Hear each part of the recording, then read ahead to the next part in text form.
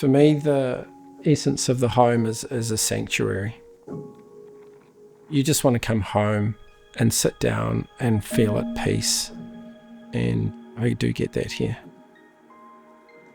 This house is in a inner city Auckland suburb, very central, very much heritage. There's some beautiful buildings straight across the street and nearby that are grade 1 listed. There's some good pedigree around here. I think my philosophy is I'm always trying to keep it simple. Like many architects, I'm trying to respond to the site, and this house was very much a response to its location. The vision was to try and fit a home on such a small postage stamp site. It was kind of facing the wrong way, so I wanted to turn the additions around and face the sun and create a courtyard. I think the feel of the house is one of sanctuary. That's, I think, the key feeling I was trying to get with this home. My inspirations were a real desire to kind of connect to the ground in the new part of the house and try and give this very small site a sense of openness, which we did through various means of windows and openings. The layout was very much a response to the site and getting as much access to light and sun, and also getting a sense of privacy, which is why I've kind of employed this very intimate courtyard that everything kind of focuses on, and also kind of makes this, what is a small house, feel a lot bigger than it is.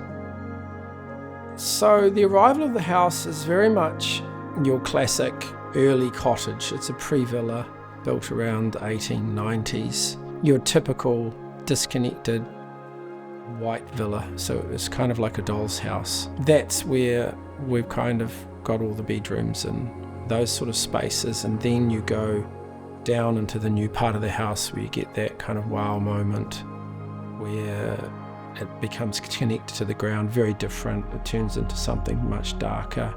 We've got a lot of light, so I could do dark colours, and stone floor, so it's very much that connected to the ground that I wanted to achieve. I wanted the home to have a sort of an elemental quality with the stone and the wood, and then we've also got the fire, the natural fire, and the water, so you've kind of got all those primal aspects to the home. The main materials I've chosen, particularly with the new part, it's all metal, very different than the cottage. The main material that sort of really reads through is the slate. I've always loved slate. I think what I like about it is the fact that it's split and not cut, so you get that lovely unevenness underfoot. We've got the sort of really heavy concrete hearth, which I love, and that sort of becomes part of the living space. When there's people around, you can kind of sit on that and sit around it. The ceilings are cedar, which is a material I really enjoy, and just brings that warmth and variation, which I like. I'm most proud of the mosaics and that kind of feeling of being enveloped in this room with the floor, walls, ceiling all being the same. You almost feel like you're underwater. Natural light was incredibly important in this home. The various vistas and peaks and things at different times of the day, it feels very different. The big triangular windows are particularly striking early in the mornings. You just get lots of lovely little moments in the houses as the day progresses, with the light shifting, the dappled tree light reflecting on the walls, and we get some really lovely shadows on the ceiling in the early mornings, and reflections from the pond. And in the evenings we've got that little strip window above the kitchen, which I really love, which sort of connects you to the greenness of the park. I think the home feels so much bigger than it is because of the courtyard. Really does feel like part of the inside of the house.